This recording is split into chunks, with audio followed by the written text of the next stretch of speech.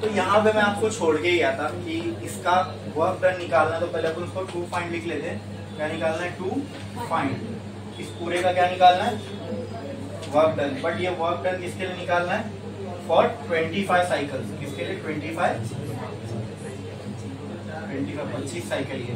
ठीक है, अब आओ इसका सोल्यूशन देखते हैं।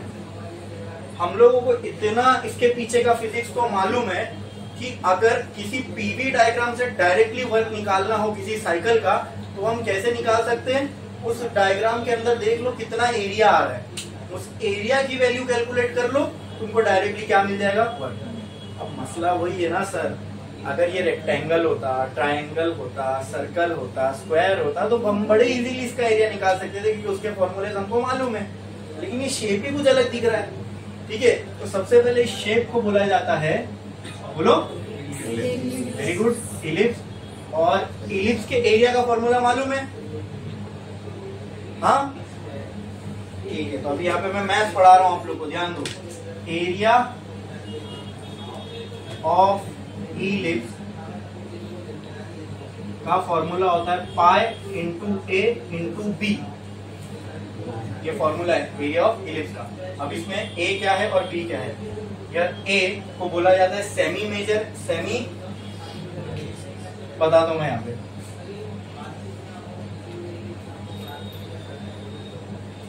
यहाँ पे ये ए है, ठीक है, सॉरी ये 2a है। क्या है ये?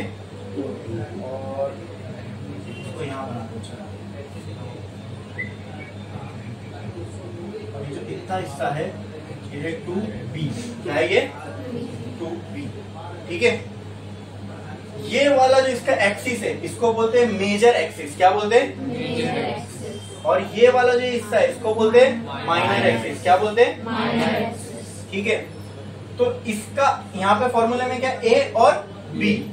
मतलब इसमें मेजर एक्सिस नहीं पुट करना है, मेजर एक्सिस का आधा पुट करना है, तो होता है सेमी मेजर एक्सिस और सेमी माइनर एक्सिस। बोलो क्लियर है? हाँ, मतलब यहाँ पे किसकी किसकी वैल्यू पुट करना है? यहाँ से यहाँ तक क्या रहेगा ये? बोलो, सेमी मेजर एक्सिस। और यहाँ से यहाँ तक ये क्या रहेगा? बोलो, ये चीज। बोलो क्लियर है? बोलो क्लियर है? इसमें किसी को कोई डाउट है?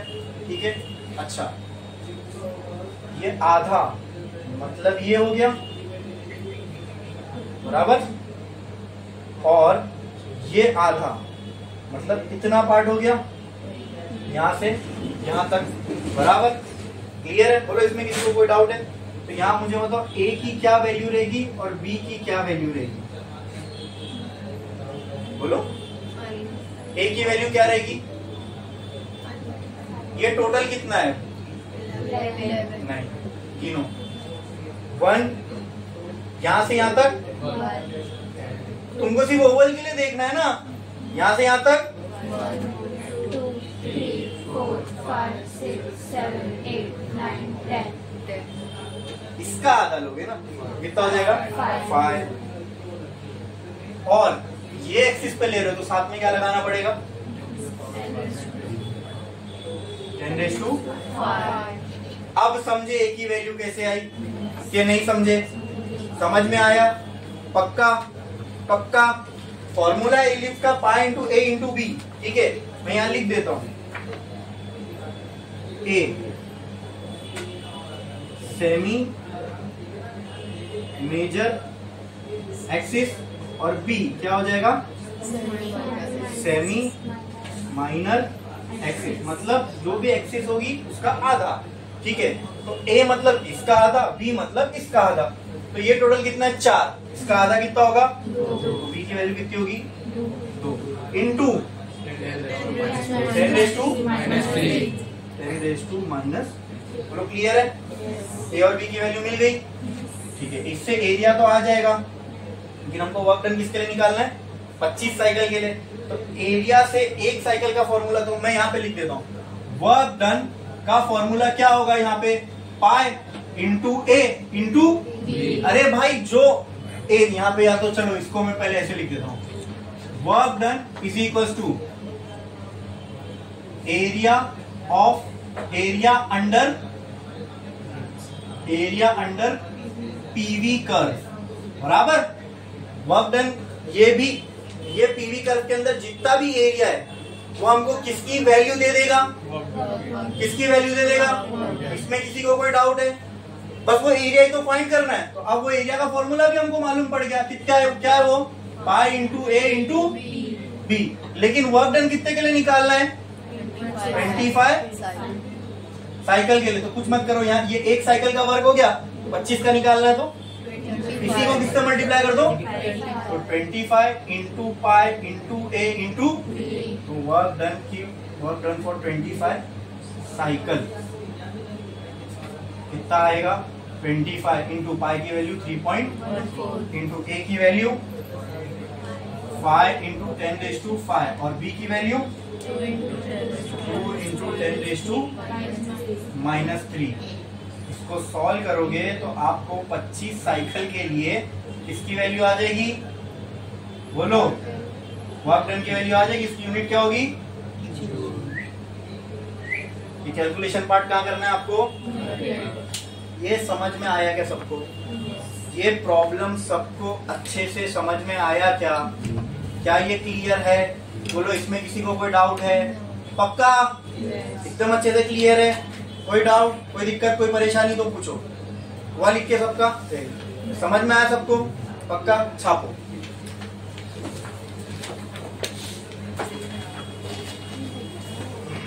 छापो जल्दी, उसके बाद हमको नेक्स्ट पे जाना है।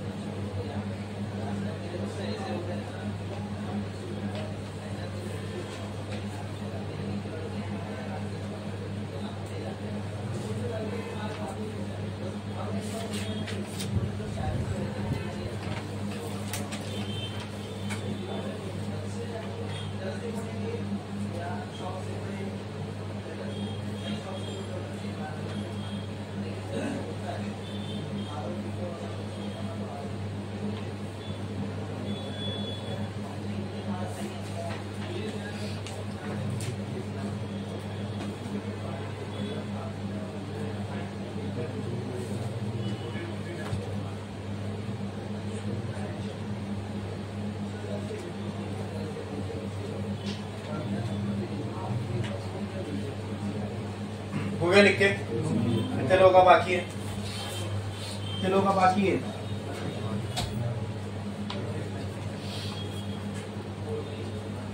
कितना पार्ट हो गया? कितना पार्ट? हाँ, ये भी नहीं हो। लिखो जल्दी।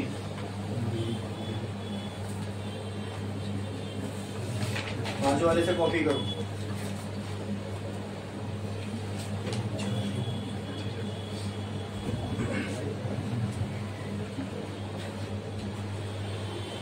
क्या किसी ने कुछ कहा?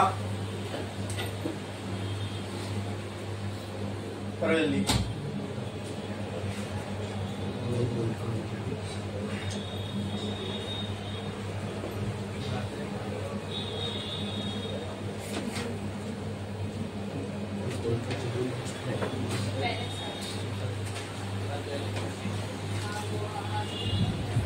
हो गया लिख के? कितने लोगों का बाकी है? जल्दी जल्दी जल्दी जल्दी जल्दी।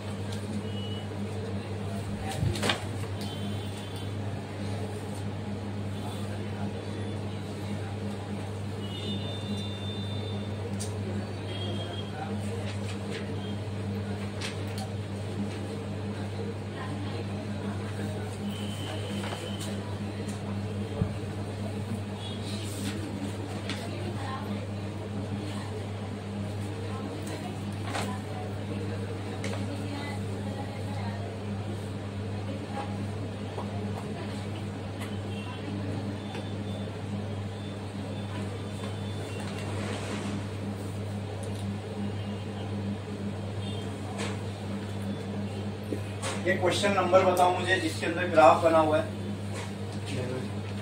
क्वेश्चन नंबर, पेज नंबर,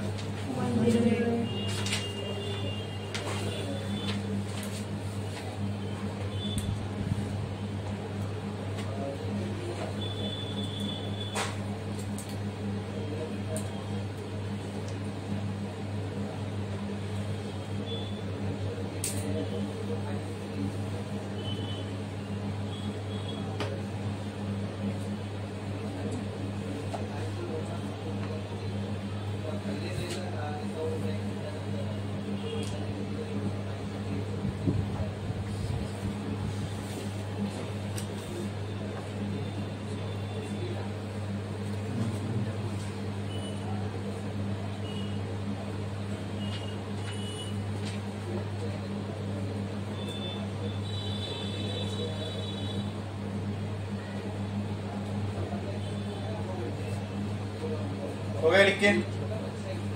कितने लोगों का बाकी है? ठीक है, जिनका हो गया वो यहाँ पे ध्यान दो। देखो आपको ना 3 ग्राफ दिए होंगे वहां पे, उसमें से 2 आंसर है, 1 क्वेश्चन है, वो उसमें क्लियर नहीं है। फर्स्ट वाला जो ग्राफ है दैट इज क्वेश्चन, और जो बाकी के 2 है वो आंसर है। क्या है? तो आपको एक साइकिल का, ये एक साइकिल हो गई ना, क्लोज ग्राफ है मतलब वो एक साइकिल है। आपको एक साइकिल का वीटी डायग्राम दिया हुआ है और चर्चगेट और ग्रांट रोड आपको बनाना है, क्योंकि वीटी दिया हुआ है ना? नहीं, वीटी डायग्राम दिया हुआ है आपको, पीवी और पीटी डायग्राम मतलब वॉल्यूम वर्सेस टेम्परेचर का ग्राफ गिवन है, प्रेशर वर्सेस वॉल्यूम आपको बनाना है और प्रेशर वर्सेस टेम्परेचर भी आपको बनाना है। क्लियर? शुरू करें। आप लोग मुझे बताओगे, देखो अब हमको कुछ नहीं आता, वो गलत ग्राफ है, वो आंसर गलत है वहां पे, ठीक है? इसलिए यहां ध्यान दो, आपको बताना है कि सही। हाँ, अभी हम बनाएंगे, तो सबसे पहले पीवी बनाते हैं। ओके, मजा आएगी इसको बनाने। देखो पूरे कंसेप्ट हमारे एकदम फ्रेश हो जाएंगे वापस से, ठीक है? एकदम दिमाग, माइंड सारे कंसेप्ट को एकदम रिफ्रेश कर लेगा। देख देख के ये बनाना है, ठीक है? कंसेप्चुअली समझ के बनाना है। ए बी देखो वहां पे, ए और बी, वॉल्यूम और टेम्परेचर को ध्यान से देखो। क्या ए से बी जाने पर वॉल्यूम बढ़ रही है? ठीक है, तो वॉल्यूम बढ़ रही है मतलब प्रेशर क्या हो रहा होगा? वेरी गुड, ये हमने एक्सपांशन में ऑलरेडी समझे। लेकिन दोस्तों हमने सिर्फ वॉल्यूम प्रेशर का रिलेशन देखे थे, साथ में टेम्परेचर डिस्कस किए थे क्या? नहीं। यहाँ पे टेम्परेचर के बारे में बताओ क्या समझ में आ रहा है? ए और बी में, ए से बी जाते हुए टेम्परेचर वेरी गुड बढ़ रहा है, मतलब यहाँ दोनों बढ़ रहा है, वॉल्यूम भी और तो इसके लिए हमको आइडियल गैस इक्वेशन की हेल्प लेनी पड़ेगी। चलो आओ देखते हैं, क्या ये आइडियल गैस इक्वेशन है? बराबर। हाँ, VT को एक साइड रख दो क्योंकि VT का ग्राफ है हमारे पास, तो P will be equal to NR। ये तो कांस्टेंट है, ये चेंज होने वाला, चेंज क्या हो रहा है? खाली टेम्परेचर और, तो इसलिए मैंने इन दोनों को एक साथ रख दिया। देखो अगर टेम्परेचर चेंज नहीं होता ना, सुनो मेरी बात ध्यान से, तो हमारा कहना सही था, वॉल्यूम के बढ़ने पे प्रेशर इनवर्सली प्रोपोर्शनल है, दोनों दिख भी रहे हैं। लेकिन दिक्कत क्या है दोस्तों, ये भी बढ़ रहा है और ये भी बढ़ रहा है। अगर ये दोनों बढ़ रहा है तो इसको कांस्टेंट होना पड़ेगा, फिर क्या होना पड़ेगा? कांस्टेंट होना पड़ेगा। समझ में आ रहा है? क्लियर है? क्यों कांस्टेंट होना है? सर ये दोनों बढ़ेगा तो फिर, सुनो तुम बोलोगे सर ये दोनों बढ़ रहा है ना, तो ये भी किस किस के दिमाग में आया कि ये भी नहीं आया ना किसी के दिमाग में कि ये भी बढ़ना चाहिए? नहीं आया? आया कि नहीं आया? नहीं आया तो अच्छी बात है, मैं आगे बढ़ता हूं। अगर आया तो फिर वो क्लियर करता हूं कि ये दोनों भी बढ़ रहा है, ये कांस्टेंट है तो ये पूरी वैल्यू बढ़ रही, तो इसको भी बढ़ना चाहिए। हाँ अच्छा, करके देखते हैं क्या होता है। ओके, ये दोनों बढ़ रहा है, ये कांस्टेंट है, मतलब ये पूरी वैल्यू बढ़ रही, तो इसको भी, इसको बढ़ाओ। अगर प्रेशर बढ़ेगा इनवर्सली प्रोपोर्शनल है, वॉल्यूम क्या होनी चाहिए? ये हो रहा है क्या? ये रियल में ग्राफ पे दिख रहा है, वो नहीं हो सकता, it is not possible. That is why इस P को क्या होना पड़ेगा अगर दोनों बढ़ रहे तो। समझ में आया? क्लियर है? ठीक है, तो प्रेशर कांस्टेंट रहेगा। तो हमको एक चीज तो क्लियर हो गई, यहाँ लाइन कैसे आने वाली है? स्ट्रेट आएगी, ठीक है, बनाएंगे। लेकिन स्ट्रेट ऊपर आएगी नीचे आएगी वो देख ले। अगर टेम्परेचर बढ़ने वाला रहेगा तो नीचे बनाएंगे, घटने वाला रहेगा तो ऊपर बनाएंगे, ताकि टेम्परेचर घटता हुआ दिखा सकते। और सॉरी वॉल्यूम है ना, ठीक है, कोई दिक्कत नहीं। हाँ, प्रेशर वर्सेस क्या है ये? वॉल्यूम क्या हो रही है? बढ़ रही है। वॉल्यूम क्या हो रही है? और प्रेशर क्या है? कांस्टेंट। प्रेशर क्या है? कांस्टेंट इसलिए क्योंकि टेम्परेचर भी बढ़ रहा है, ये समझ लो। वो किससे समझे हमने? ये किसी को कोई डाउट है? कोई दिक्कत, कोई परेशानी? पक्का?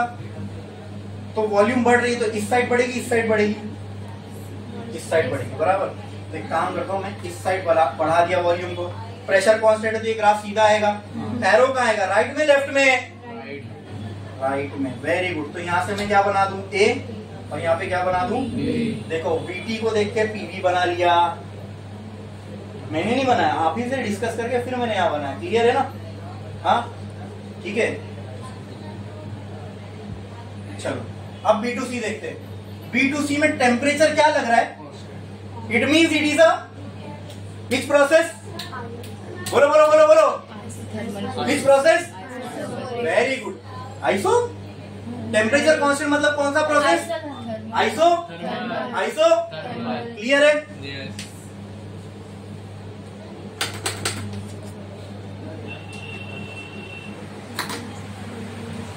टेम्परेचर कांस्टेंट है मतलब कौन सा प्रोसेस है? आइसो।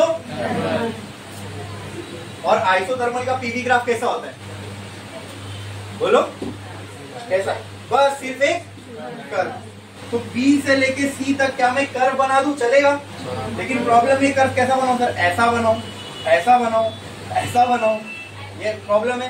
तो एक काम करो ना, फिर आप B से C में वॉल्यूम देख लो क्या हो रही है। क्या हो रही है?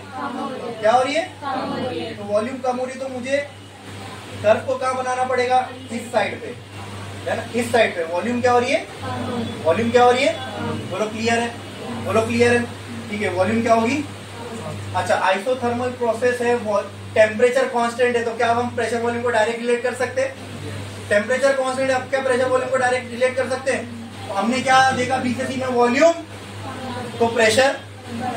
प्रेशर आप मुझे बताओ, क्या ये ग्राफ सही है? क्या ये कर्व सही है? नहीं। ये सही है क्या? ये सही है। यस, ये कर्व बनेगा आइसोथर्मल के लिए। अब कर्व अगर मैं ऐसा बना रहा हूँ तो यहाँ वॉल्यूम देखो कम भी हो रही है और प्रेशर बढ़ भी रहा है, तो ये क्या मैं ऐसा रखूँ चलेगा? क्लियर? इसमें किसी को कोई डाउट? समझा कि नहीं समझा? अच्छे से समझा? ठीक है, तो इसको मैं थोड़ा सा और छोटा बना देता हूँ। जैसे यहाँ पे हो गया सी। अब सी से डी देखो, वॉल्यूम कम हो रही है, वॉल्यूम, लेकिन इसमें साथ में टेम्परेचर भी। अब दोनों एक जैसा है, मतलब जैसे यहाँ पे दोनों बढ़ रहे थे तो प्रेशर को क्या होना पड़ा, वैसे यहाँ पर भी दोनों कम ही हो रहे तो प्रेशर को फिर से क्या होना पड़ेगा। तो सी से डी क्या रहेगा, कांस्टेंट, और वॉल्यूम कम हो रही है तो यहाँ बनाओ तो चलेगा नहीं, वहां यहाँ तो वॉल्यूम बढ़ेगी तो कहाँ बनाना पड़ेगा। वेरी गुड, समझा कि नहीं समझा? तो ये हो गया डी। ठीक है, नाउ सी डी टू ए कौन सा प्रोसेस दिख रहा है? डी टू ए में क्या कांस्टेंट लग रहा है? Very good, temperature is constant, it means it is which process? और आइसोथर्मल का पीवी कैसे बनता है? कर्व बनेगा। अब ये सिंपल है, अगर ये डी है तो ए से जाके जुड़ जाएगा अब उसके लिए, लेकिन हम लोग कंसेप्चुअली भी देखेंगे, ये जाके जुड़ गया ए से। ठीक है, हाँ, अब एरो यहाँ का यहाँ आएगा, यहाँ से यहाँ आएगा। दूसरी पॉसिबिलिटी भी डिस्कस कर लेते हैं। यहाँ टेम्परेचर कांस्टेंट है, टेम्परेचर कांस्टेंट है, और डी से ए में वॉल्यूम क्या हो रही है, तो प्रेशर क्या होना चाहिए? देखो कम भी हो रहा है प्रेशर, हमने तो डायरेक्ट ज्वाइन कर दिया, लेकिन यहाँ ऑटोमेटिकली प्रेशर कम होता हुआ भी दिख रहा है। Now this is the proper PV diagram. इसमें देखो, ठीक है, उसको थोड़ा ऐसा होना चाहिए था, है ना? सही, क्लियर है? समझ में आया? हाँ, क्लियर है? अब इसका, अब ये दोनों है ना हमारे पास, अब इसका हम लोग कौन सा डायग्राम बना सकते हैं? PT diagram. चलो आप उसका पीटी डायग्राम पे डिस्कशन करते हैं। यहाँ पे इसका प्रेशर होगा, यहाँ पे इसका टेम्परेचर होगा। ठीक है, चलो चलो चलो देखते हैं। C from process A to B is constant. अरे ए से बी में क्या है, ये प्रेशर क्या है दिख रहा है ना डायरेक्टली यहाँ पे क्या है। अब प्रेशर तो हमको मालूम है ना, प्रेशर और टेम्परेचर का ग्राफ बनाना है। प्रेशर यहाँ से देखेंगे, टेम्परेचर यहाँ से देखेंगे, अब दोनों मिल गया। ए से बी प्रोसेस देखो क्या है, प्रेशर कांस्टेंट, दूसरा क्या है टेम्परेचर। तो ए से बी में टेम्परेचर देखो वो यहाँ दिखेगा, टेम्परेचर क्या हो रहा है, बढ़ रहा है। क्या हो रहा है? तो चलो प्रेशर कांस्टेंट है तो ऐसा बनेगा, ये पक्की बात है। एरो कहाँ बनाओ, टेम्परेचर बढ़ रहा है तो राइट में कि लेफ्ट में? बढ़ रहा है ना टेम्परेचर। क्या इसमें किसी को कोई डाउट है? क्या ये सबको अच्छे से समझ में आ रहा है? पक्का पक्का। जो याद किया होगा ना ये सब पीवी डायग्राम, उसको कभी ये बनाने नहीं आएगा। मैंने बोला था ना आइसोबेरिक, आइसोकोरिक, आइसोथर्मल, एडियाबेटिक, इन सब के पीवी डायग्राम को हमने समझा था, याद नहीं किया था। याद करना हो तो मैं सीधा बता देता, ऐसा बनाओ, एक लाइन बनाओ, हो गया इसका पीवी डायग्राम। नहीं, हमने एक्चुअल समझा था, यहाँ स्ट्रेट क्यों बन रहा है, यहाँ स्ट्रेट क्यों बन रहा है, यहाँ कर्व क्यों बन रहा है, समझ में आया? तभी आप ये ड्रॉ कर पाओगे। बोलो क्लियर है? ठीक है, तो यहाँ पे क्या कांस्टेंट है, प्रेशर। अगर टेम्परेचर बढ़ रहा है तो arrow should be on the right, मतलब ए किधर होगा, इधर पे कि इधर पे, राइट में कि लेफ्ट में? तो A will be here and B will be here. बोलो ओके, क्लियर है? Now C from B to C is temperature. Temperature B से सी में टेम्परेचर क्या है? हाँ, कम हो रहा है। अरे भाई टेम्परेचर ये क्या है, कांस्टेंट है। कम कहाँ हो रहा है, कम वॉल्यूम हो रही है। ग्राफ देखना भूल गए? बी से सी पे क्या कांस्टेंट है? ठीक है, क्या कांस्टेंट है? वो टेम्परेचर के बारे में मालूम पड़ गया। बी से सी में प्रेशर देखो क्या हो रहा है, प्रेशर क्या हो रहा है। मतलब अगर मैं ये ग्राफ को ऐसा बनाऊं चलेगा, टेम्परेचर कांस्टेंट है तो लाइन ऐसी आएगी। ठीक है, एरो कहाँ आएगा, ऊपर की तरफ। लेकिन ये गड़बड़ हो रहा है ना, ऐसा नहीं। तो फिर मैंने अपने को क्या करना पड़ेगा, दूसरी लाइन बना के समझ में आया कि ए भी इधर बनना चाहिए, है ना? हाँ, तभी अब ये ऐसा बनेगा। समझे क्या नहीं? समझे क्या नहीं? अरे नहीं तो पूरी एक साइकिल ऐसी कंप्लीट होनी चाहिए ना, ये इधर जा रहा था, इधर जा रहा था, ऐसा थोड़ी होएगा। साइकिल पूरी ऐसी गोल कंप्लीट होनी चाहिए। क्लियर? अब देखते सी से डी, चेक करो। सी से डी प्रेशर के बारे में चेक करो। सी से डी प्रेशर क्या है, कांस्टेंट। इसका मतलब ऐसी स्ट्रेट लाइन आएगी, मतलब लेकिन इधर आएगी कि इधर आएगी? क्यों इधर आएगी, वो टेम्परेचर देख के मालूम पड़ेगा। सी से डी टेम्परेचर क्या हो रहा है, कम हो रहा है। कम हो रहा है मतलब राइट वाला हम लोग रिजेक्ट, चौकड़ी काम आएंगे, कहाँ आएंगे? लेफ्ट में। यहाँ से सी से डी हो गया। अब इतना क्लियर है, ये यहाँ से यहीं आएगा, ठीक है। लेकिन हम लोग कंसेप्चुअली भी चेक कर लेते हैं, ठीक है। बी से ए में चेक करो प्रेशर, बी से ए में, बी से ए में प्रेशर क्या हो रहा है? कम। और डी से ए में टेम्परेचर क्या है? कांस्टेंट। दोनों ट्रू बैठा है। देखो प्रेशर कम, प्रेशर डिक्रीज हो रहा है और टेम्परेचर यहाँ पे क्या है? कांस्टेंट है। समझे? पूरा सेंस बनाना, ये प्रॉपर है। वो वाला डायग्राम देखोगे दिमाग खराब हो जाएगा। क्लियर है? इसका ये डायग्राम उसका अलग है ना, प्रॉपर बन रहा है ये। समझ में आया? इसमें किसी को बनाने में 1 मिनट नहीं लगेगा। इसको बनाने में तुमको टाइम लगेगा नहीं, लेकिन समझ के बनाना है तो टाइम लगता है। तुमको छापने में इसको टाइम नहीं लगेगा। क्लियर है? चलो नेक्स्ट, आगे बढ़े, आगे बढ़े। चलो नेक्स्ट क्वेश्चन पे आओ। मुझे क्वेश्चन नंबर बताओ, ये कौन सा है? N ideal gas is taken through an isothermal process. हाँ, क्वेश्चन नंबर, पेज नंबर। इसको सोचो, जीवन आप लोग बताओगे मुझे। इस पे इसको देखो, रीड करो और इसका जीवन निकालने की ट्राई करो। जीवन आप लोग से चाहिए मुझे, इसको रीड करो, मुझे आप लोग से जीवन चाहिए।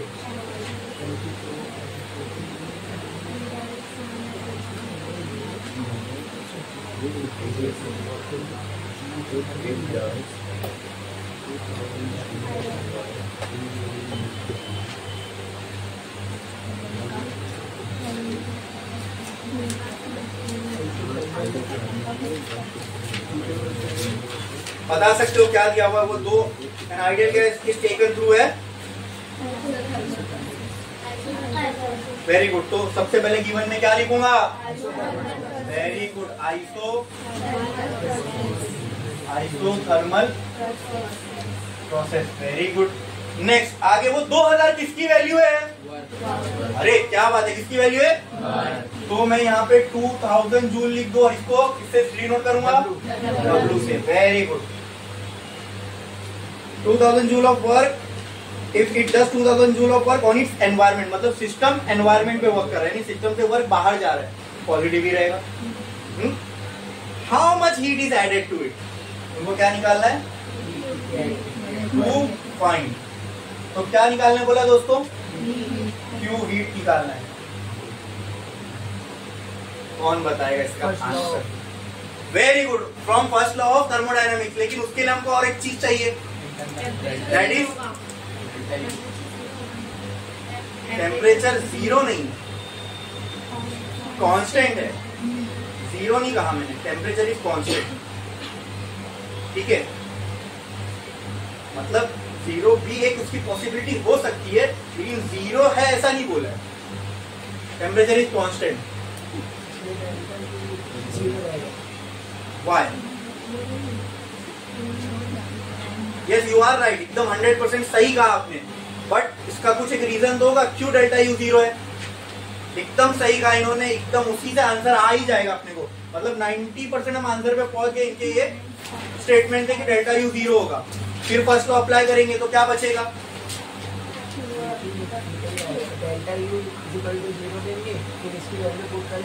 क्यों क्या आ जाएगा? बट मुझे वो एकदम प्रॉब्लम सॉल्व कर दिया आपने, कुछ नहीं इसमें, सही हो गया, प्रॉब्लम पूरी solve. But tell me why delta U will be zero? मुझे याद नहीं कराना ना, अपने को कंसेप्ट समझ में है। Why delta you is zero? आपने कहा तो सही, बस उसका रीजन बता दो। Why delta you is zero?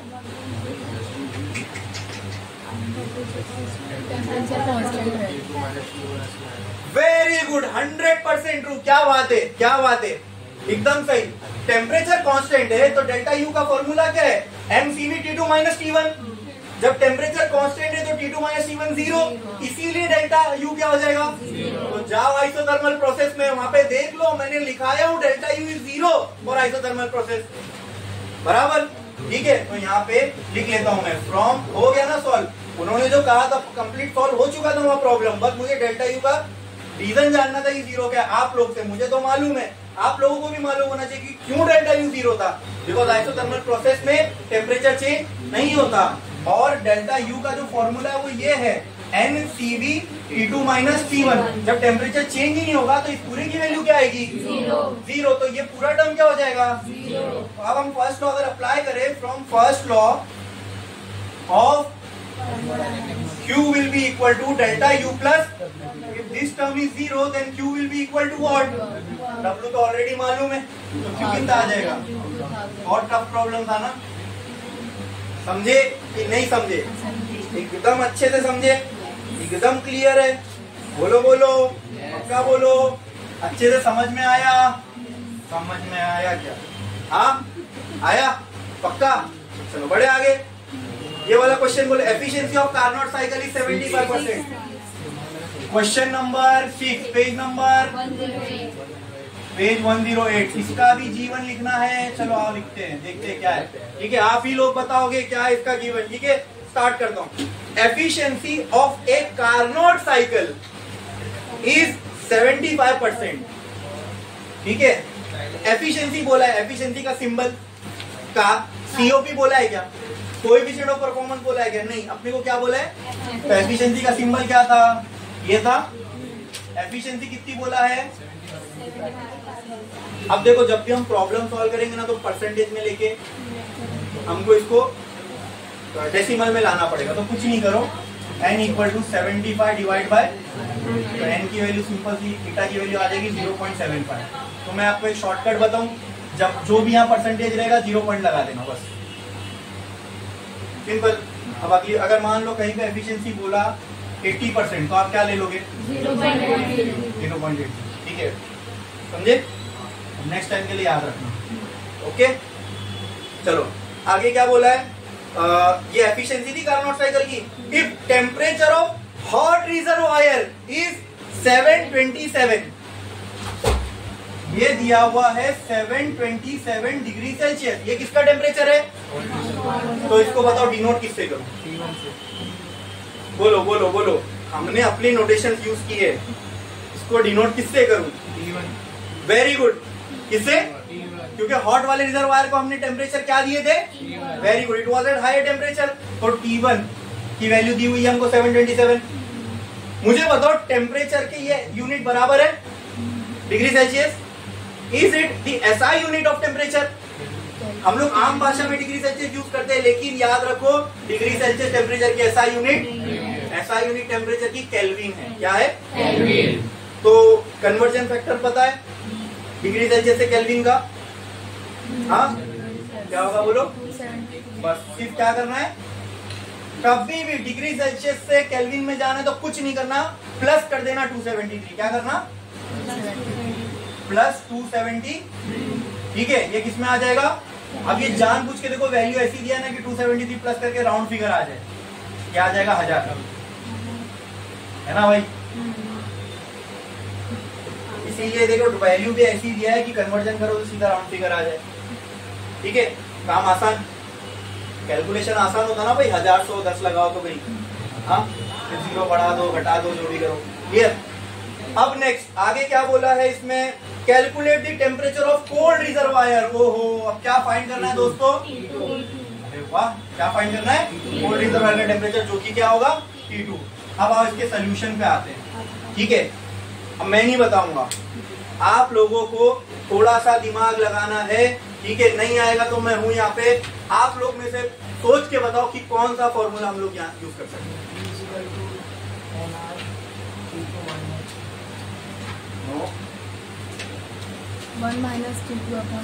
हाँ, ये देख लो ना प्रॉब्लम किसका है। T1 तो देखो, तुमको ऐसे टर्म्स कहाँ दिखने को मिलेंगे, कौन से फॉर्मूले में देखने को मिलेंगे? वो फॉर्मूला उठा के लाओ, हमने पूरा चैप्टर करे, कहीं तो होगा ये।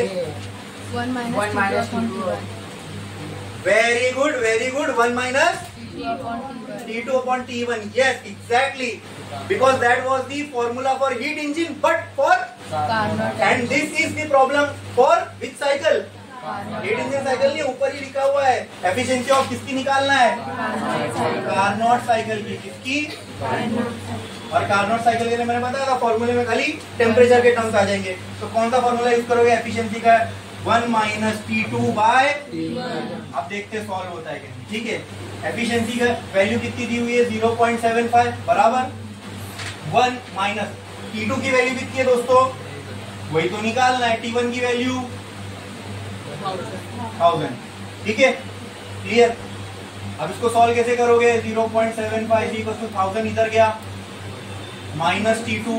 अब ये पूरे के अपॉन में क्या बचेगा 1000, ये 1000 कहाँ जाएगा इधर, तो 0.75 into 1000 कितना हो जाएगा 750। हाँ 750 is equal to 1000 minus T2। T2 को इधर देखो, 750 को उधर ले जाओ, T2 is equal to 1000 minus 750, तो T2 will be equal to 1000 रुपए। 750 खर्चा करके कितना बचा 250 केल्विन में आ जाएगा आंसर, क्योंकि केल्विन किसमें था केल्विन में। समझा नहीं बोलो, समझा नहीं बोलो, यस और नो, समझा क्लियर है, कोई डाउट है इसके अंदर। हाँ ऐसा एक और सिमिलर टाइप का प्रॉब्लम है, ठीक है चलो बताता हूं मैं, लेकिन ये समझ में आया, छापो।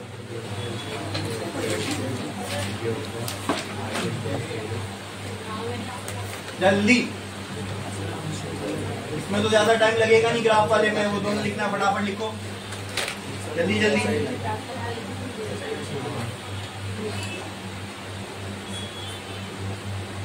ये चैप्टर में सबसे मजेदार प्रॉब्लम इसके ऊपर ही है, एफिशिएंसी और उस पे सीओपी के। 2 मिनट में फटाफट आंसर आता है।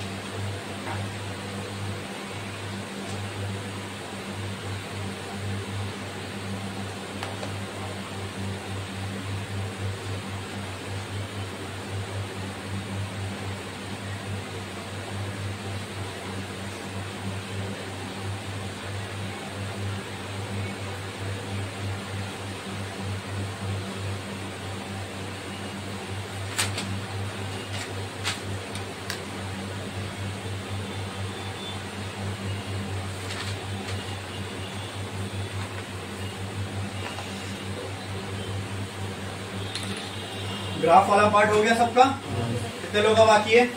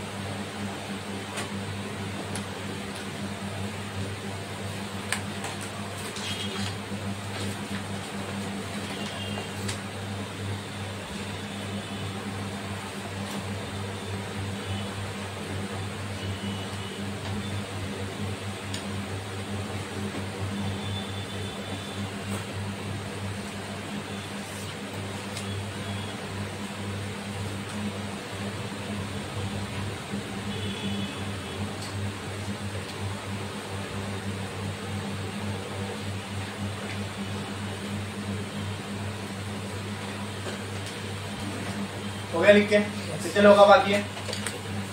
जिनका हो गया वो ये क्वेश्चन बताओ मुझे कौन सा है। Carnot refrigerator operate between, question number 7, page 1, इसका लिख रहे हैं हम लोग गिवन, ठीक है।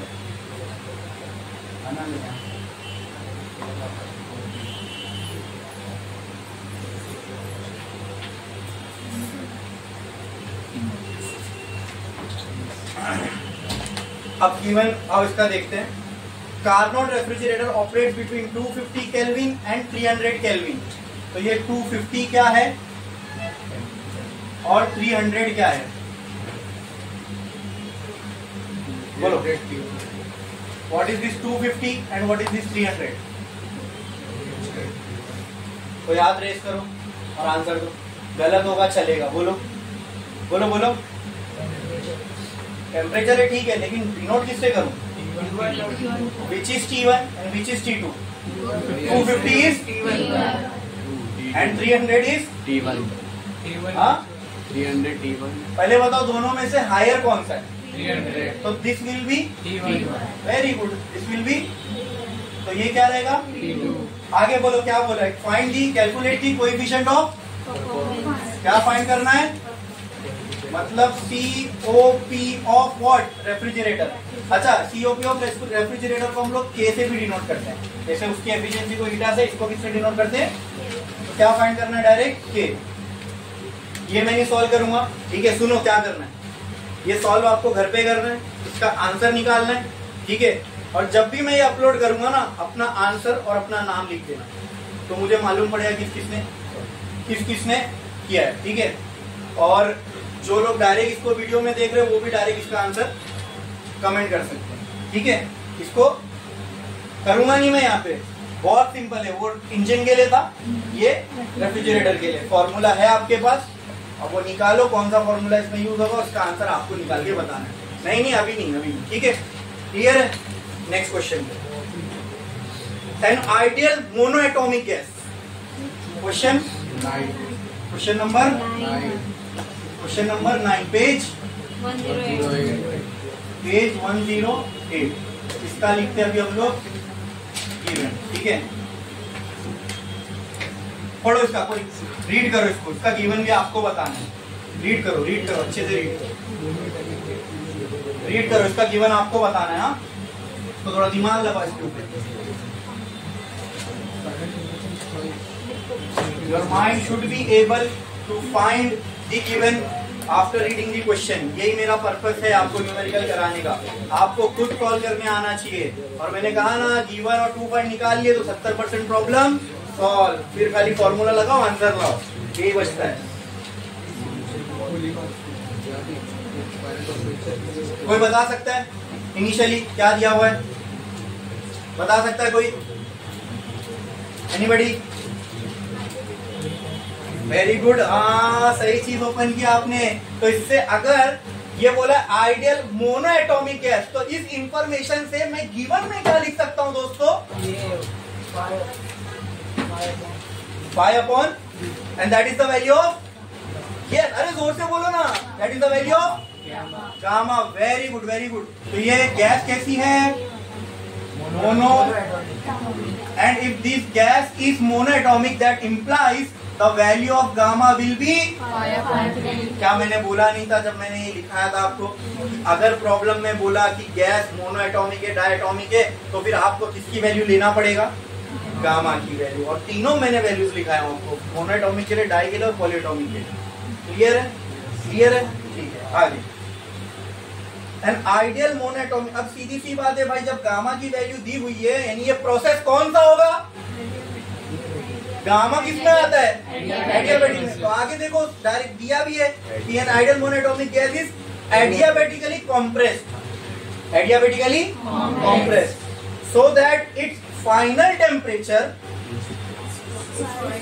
Is twice its initial temperature. Final temperature क्या होगा दोस्तों? T1 की T2, मतलब जो फाइनल टेम्परेचर है इज ट्वाइस इट्स। तो क्या मैं ऐसा बोल सकता हूँ? ये दिया हुआ है, हाँ, अंडरलाइन कर लो, इस स्टेटमेंट को मैं मैथमेटिकली ऐसा लिख सकता हूँ क्या? क्या ये सबको समझ में आया? Can I right that statement like this? Clear है? हाँ, तो क्या मैं इसको ऐसा भी बोल सकता हूँ T2 by T1 is equal to 2? क्या ये भी ट्रू है? अरे बोलो ना मेरे भाई, सही है? आगे, what is the ratio of final pressure to initial pressure? अब क्या निकालना है? ये क्या दिया हुआ है? टू फाइंड, कुछ निकालने बोला है ना। रेशियो किस किस को मालूम है? रेशियो का मतलब क्या होता है? जब भी, सुन लो मेरी एक बात, ये अभी बता रहा हूं, हमेशा के लिए ये भी वैलिड रहेगा। जब भी क्वेश्चन में रेशियो पूछे या कंपेयर करने बोले, दोनों ही केस में ये डिवाइड करने का, मतलब कुछ ना कुछ डिवाइड होने वाला है, ठीक है? रेशियो बोले या कंपेयर बोले, दोनों समझ लेना कि कोई दो चीज को क्या करना है? डिवाइड। तो यहाँ पे रेशियो पूछा है किसका? Final pressure to initial pressure. इसका फाइनल प्रेशर को किससे डिनोट करेंगे? P2 से, और इनिशियल को P1। तो कहना है से P2 by P1 का रेशियो निकालना है। हाँ हाँ, अब ये मैं आपको बता दूं, ये आपको नहीं समझ में आएगा। व्हाई? बिकॉज ऐसा कोई हमने रेशियो, अगर आप पूरा चैप्टर छान मार दोगे तो ऐसा कोई रेशियो आपको मिलेगा नहीं, ठीक है? ठीक है, अब अगर ऐसा कोई रेशियो है ही नहीं तो फिर इसको फाइंड कैसे करेंगे? तो देखो, अपने को दिया हुआ क्या है?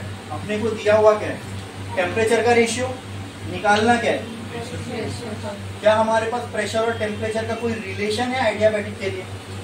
जाके चेक करो, मतलब प्रेशर इक्वल टू ऐसा टेम्परेचर, ऐसा कोई रिलेशन है क्या एडियाबैटिक के लिए? चेक करो, है?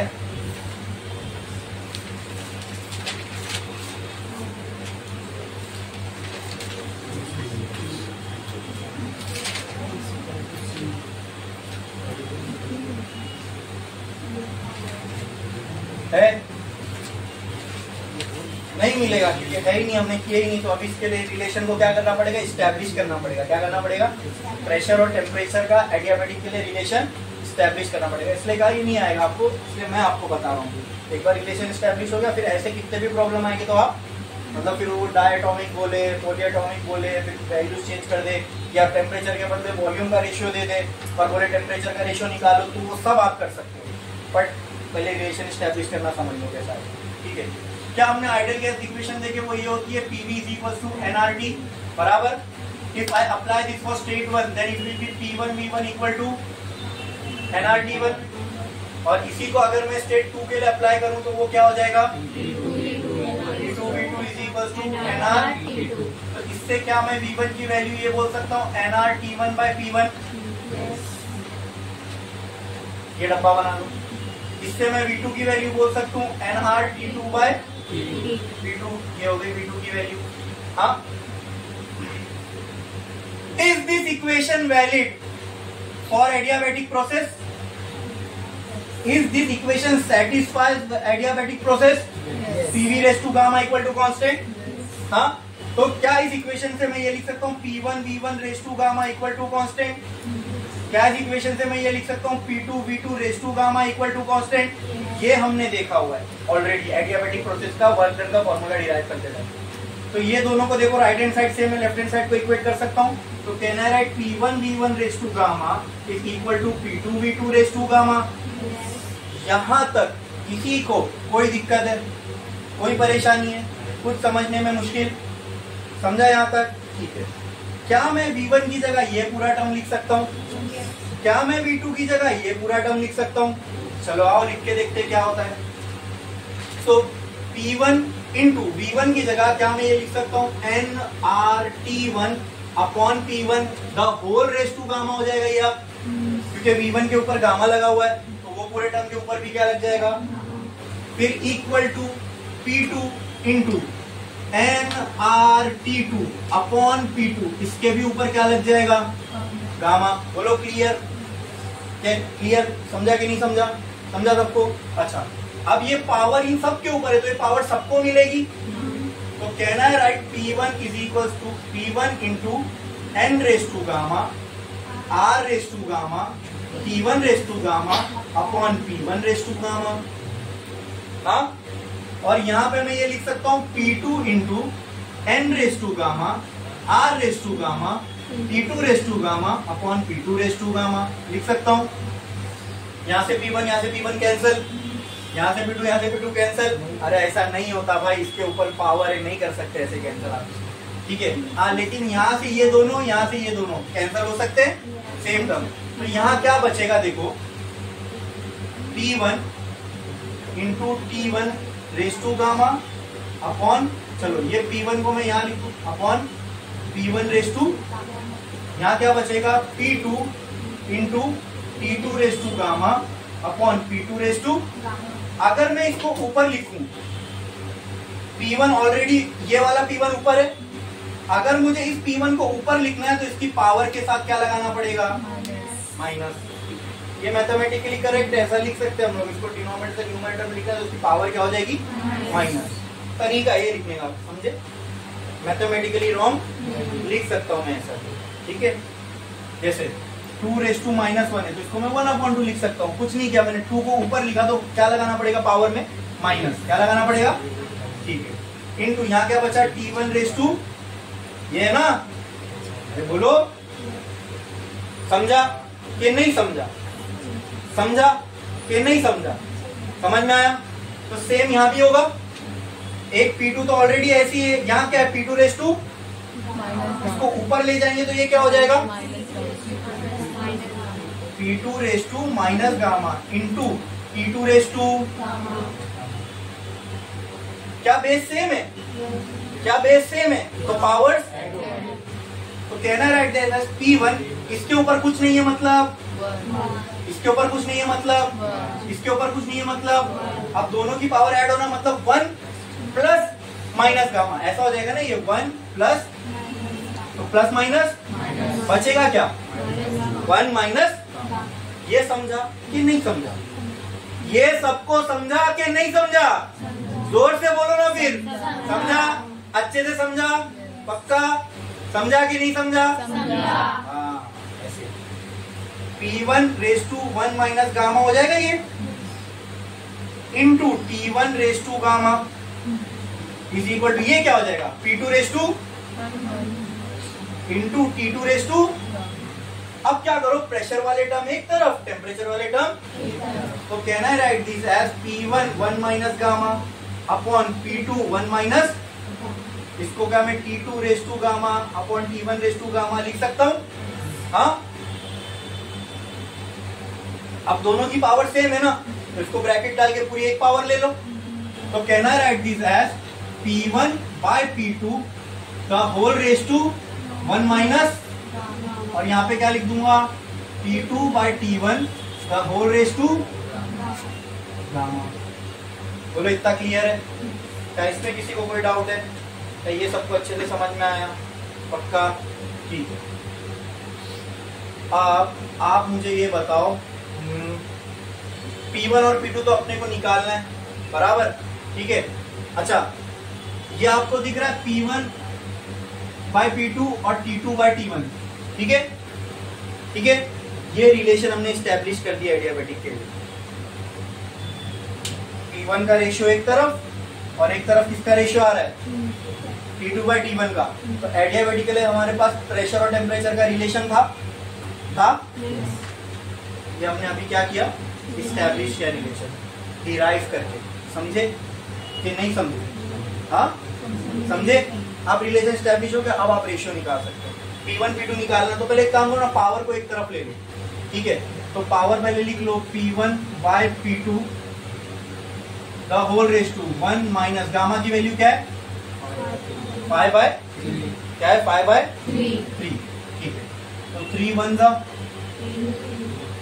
तो ठीक है, यहाँ पे भी मैं लिख देता हूँ T2 bye T1, T2 bye T1 की जगह पर, चलो ठीक है बाद में लिखता हूँ, T2 बाय T1 तो होल रेस टू यहाँ पे क्या आएगा 5 बाय 3 1 जा, तो ये क्या ऐसा हो जाएगा P1 बाय P2 मतलब 1/1 माइनस 5/3, ऐसी तो है ना ये, 3 1 जा 1 5 जा 3 माइनस 5 अपॉन वहां क्या, ये क्या हो जाएगा, क्या हो जाएगा 3, ठीक है, हाँ तो क्या हो जाएगा -2/3। वेरी गुड, तो ये आ गया -2/3। क्लियर है? और यहाँ क्या बचेगा? अच्छा T2/T1 की जगह क्या अब मैं डायरेक्ट ये लिख सकता हूँ 2⁵/3। हाँ अरे T2/T1 की जगह लिख सकता हूँ ना, ऑलरेडी वैल्यू है मेरे पास। ये माइनस में, ये माइनस यहाँ से हटाना है तो इन दोनों को पलटी कर दूं चलेगा। ये P1/P2 ना, तो मैं इसको क्या लिखता हूँ P2/P1। तो ऊपर से क्या हट जाएगा? माइनस की साइन हट जाएगी बस। और यहाँ क्या बचेगा 2⁵5/3।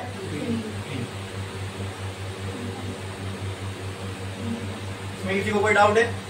अब देखो ये रेशियो उसी फॉर्म में भी आ गया जिसको हमको चाहिए था, P2/P1। अब यहाँ से क्या, तुमको ये चाहिए ना, तो यहाँ से क्या हटाना पड़ेगा? पावर। अब ये समझ में आता है, जैसे प्लस यहाँ से वहां जाएगा तो माइनस होता है, डिवाइड यहाँ से वहां जाएगा तो मल्टीप्लाई। ये पावर यहाँ से वहां जाएगी ना तो पलटी हो जाएगी, बस पावर में ही रहेगी, बस क्या हो जाएगी? पलटी। जैसे P2 बाय, मतलब यहाँ पे आप कुछ कुछ नए नए कंसेप्ट समझ रहे हो जो आपको शायद नहीं आते होंगे या कुछ लोग भूल गए होंगे। ये तो ऐसे ही था, ये पावर को वहां फेंकना, तो ये क्या हो जाएगा? रहेगा पावर में, लेकिन क्या हो जाएगा? उस साइड का इसके लिए पलटी। ऐसा ही समझ लो, क्रॉस मल्टीप्लाई होगा, ये इधर ये इधर, ऐसी तो होता है ना। डिवाइड में कोई चीज रहती तो वहां फेंकोगे तो ये नीचे जाएगा, वो ऊपर जाएगा। यहाँ से 3, यहाँ से 3, तो P2/P1 = 2⁵5/2। ये आया? इसको सॉल्व करने आता है? इसको सॉल्व करने आता है? 2⁵2 है तो सॉल्व कर सकते हैं। 2 की पावर में 5/2, इसको सॉल्व करने आता है? ये लॉग से सॉल्व होएगा। इससे सॉल्व होएगा? इससे सॉल्व होएगा? आता है? लेकिन मैं अगर थोड़ा सा तुमको अगर सिंपल मैथ्स आता है ना, ये मैं बिना लॉग के भी सॉल्व कर सकता हूँ। बताऊं? बताऊं करके? अब समझो बिना लॉग के इसको कैसे सॉल्व करेंगे। थोड़ा अगर बेसिक मैथ्स देखो कितना काम में आता है कभी कभी। आप देखो, क्या मैं इसको ऐसा लिख सकता हूँ? आप मुझे बताना। हाँ, P2/P1 को क्या मैं इसको ऐसा लिख सकता हूँ दोस्तों? 1/2 × 5। क्या मैं इसको ऐसा नहीं लिख सकता? लिख सकता हूँ कि नहीं? 1/2 अलग, 5 अलग लिख सकता हूँ ऐसे। हाँ अच्छा, बेसिक मैथ देखो, सिर्फ बेसिक मैथ ने मेरा कितना बड़ा लॉग का झमेला बचा लिया। इसको ना मैं ऐसा भी लिख सकता हूँ 2⁵1/2 ये पता है? ये इंडाइसेस की प्रॉपर्टी। आप समझो वो इंडाइसेस की प्रॉपर्टी क्या है, मैं यहाँ लिख के बताऊंगा। अगर कहीं पे आप ऐसा लिखा होगा देखो A⁻m n, तो ये बराबर होता है A⁻m × n। मतलब आप कहीं ऐसा देखो तो आप उसको ऐसा लिख सकते हो। तो कहीं मैंने ऐसा देखा तो क्या मैं उसको ऐसा नहीं लिख सकता? देखो ना, ये मल्टीप्लीकेशन में ही था, तो क्या दोनों मल्टीप्लाई को, जो सेकंड वाला मल्टीप्लीकेशन है उसको मैं पावर में नहीं लिख सकता? मैथ्स अलाउ करता है मुझे ये करने के लिए। ये 7th स्टैंडर्ड के इंडाइसेस का रूल है। मैं बोला बेसिक मैथ्स आने से देखो अपना काम कितना आसान हो जाएगा। क्या ऐसा मैं लिख सकता हूँ? क्या आप इस पे एग्री हो? दिमाग इसको एक्सेप्ट कर रहा है? पक्का? पक्का? चलो करें आगे। Now can I write this as √2⁵5? Whenever there is power में जब 1/2 होता है उसका मतलब रूट ही तो होता है। देखो 3⁵1/2, इसको मैं √3 लिख सकता हूँ। तो कहीं पे अगर √5 है तो उसको मैं क्या लिख सकता हूँ? 5⁵, तो कहीं पे अगर √2 लिखा है तो उसको मैं कैसे लिख सकता हूँ? 2⁵, तो कहीं पे मुझे 2⁵1/2 दिख रहा है तो उसकी जगह मैं √2 लिख सकता हूँ कि नहीं? लिख सकता हूँ कि नहीं? अच्छा, लिख सकता हूँ, ठीक है। तो can I write this as P2/P1 = √2⁵5 का क्या मतलब? यही होता है √2 × √2 × √2 × √2 × √2। क्या मैं कोई कॉम्प्लेक्स मैथ्स कर रहा हूँ? ये एकदम बेसिक मैथ्स है। क्या मैं √2⁵5 का मतलब यही होता है मैथमेटिकली? अब मुझे बताओ ये दोनों √2 मिला के क्या हो जाएगा? 2। Very good. P2/P1 मार्कर ने दम तोड़ दिया। P2/P1 = ये दोनों √2 मिला के क्या हो जाएगा? ये दोनों √2 मिला के क्या हो जाएगा? और बचेगा एक √2। अगर आपको पता है क्या मालूम नहीं, लेकिन मुझे √2 की वैल्यू याद है 1.41 होती है। जैसे √3 की 1.73 10th में पढ़े रहोगे। हाँ हाँ, बेसिक बेसिक चीज है ये, कोई कॉम्प्लेक्स नहीं है। 2 2 जा 4 इंटू 1.41, तो P2 by P1 1.41 इंटू 4, 4 1 जा 4 4 जा 4 1 जा, P2 by P1 equal to 5.64। पूरी डेसिमल में वैल्यू आ गई एक साथ बिना लॉग के, आई क्या नहीं? हाँ समझा? कहीं लॉग यूज किए? सारा बेसिक मैथ्स था कि नहीं? हाँ क्लियर है? समझे कि नहीं समझे? कोई इंटीग्रेशन कोई डेरिवेटिव की प्रॉपर्टी हमने यहाँ यूज नहीं की, बेसिक मैथ्स से बेसिक। क्लियर? समझ में आया? तो यू मतलब अगर आप थोड़ा सा दिमाग लगाओ तो कुछ कुछ चीजें हम लोग ऐसे बेसिक वे में भी सॉल्व करके निकल सकते हैं। क्लियर है? समझा? इसमें किसी को कोई डाउट, कोई दिक्कत, कोई परेशानी? ये मैं रफ कर रहा हूँ, यहाँ पे मुझे एक चीज आपको और बतानी है बस। ये मैंने बता दिया ना, इसका आंसर आप लोगों को कहाँ देना है, नाम के साथ। ठीक है? अच्छा, हमने एडियाबेटिक के लिए प्रेशर टेम्परेचर का रिलेशन स्टैब्लिश कर लिया, तो ये आप अपनी बुक के अंदर नोट करो या मार्जिन में लिखो, ये आपके हमेशा काम में आएगा। ये हमेशा हमेशा के लिए वैलिड है। कौन सा? P1 by P2 the whole raised to 1 minus gamma is equal to T2 by T1 the whole raised to gamma। ये हो गया प्रेशर टेम्परेचर का। एक काम करते हैं ना, एक और रिलेशन है प्रेशर वॉल्यूम का, वो भी स्टैब्लिश कर लेते हैं, तो ये हमेशा हमेशा काम आएगा। देखो कैसे, क्या P1 V1 raise to gamma is equal to P2 V2 raise to gamma होता है? हाँ होता है। कुछ मत करो, P1 by P2 is equal to V2 by V1 कर लो। मतलब ये V2 रेस टू गामा तो ये ऑलरेडी था, P1 रेस टू गामा यहाँ आ जाएगा। बोलो ठीक है? Can I write this as P1 by P2 is equal to V2 by V1 the whole raised to gamma। Low pressure volume का भी रिलेशन स्टैब्लिश हो गया। अब एक मजेदार चीज करके बताऊं, ये लेफ्ट हैंड साइड दोनों के देखो क्या सेम है? हाँ नहीं ना, अलग अलग है ना। हाँ, अगर किसको वहां फेंकना है तो एक चीज कर सकते हो, वो क्या? ये पलटी होकर इधर आ जाएगा। ठीक है? ठीक है, समझे क्या? नहीं समझे? अगर जैसे अगर वो 2/3 था, ठीक है, इसके नीचे कुछ नहीं है तो 1 ही है ना, इसको वहां फेंकना है तो ये कैसा हो जाएगा? अगर यहाँ पर खाली P1 by P2 रखना है तो ये क्या कैसा लिख सकता हूँ? इसको ये हटा दूं, चलेगा कि रहने दूं? हाँ अच्छा, वो रिलेशन को समझा ना, इसको वहां फेंकना है तो ये ऐसा हो जाएगा 1 माइनस गामा। बोलो अब देखो लेफ्ट हैंड साइड सेम है। हाँ राइट हैंड साइड को इक्वेट कर सकते हैं, तो कहना है right P1 by P2 is equal to V2 by V1 the whole raised to gamma is equal to T2 by T1 the whole raised to gamma upon 1 minus। मतलब ये आपको तीनों का रिलेशन एक साथ मिल गया। तो आप लोग क्या करना, तीन इक्वेशन अलग अलग लिखना, एक ये वाली पूरी एक साथ, एक ये वाली और एक ये वाली। अगर कोई प्रॉब्लम में प्रेशर टेम्परेचर का रिलेशन पूछा है तो ये यूज कर लो। कोई प्रॉब्लम में वॉल्यूम टेम्परेचर का रिलेशन यूज, वॉल्यूम टेम्परेचर का, तो क्या उठाओगे? देखो ये वो नहीं थी ना हमारे पास, इसके लिए तो ये तीनों को जोड़ा। वॉल्यूम टेम्परेचर का पूछा है तो ये दोनों को उठा लो। कहीं पे प्रेशर वॉल्यूम का पूछा है तो, प्रेशर टेम्परेचर का पूछा है तो, प्रेशर वॉल्यूम का पूछा है तो, टेम्परेचर प्रेशर का पूछा है तो वही है ना, प्रेशर टेम्परेचर बोलो, टेम्परेचर प्रेशर बोलो, एक ही बात है। वॉल्यूम टेम्परेचर का बोला है तो यहां से उठाओगे ना, रिलेशन दिख रहा है। अब कुछ भी नहीं बचा इसके अंदर समझने जैसा। ठीक है? और इसी के साथ अपने थर्मोडायनेमिक के न्यूमेरिकल भी क्या हो गए? फिनिश।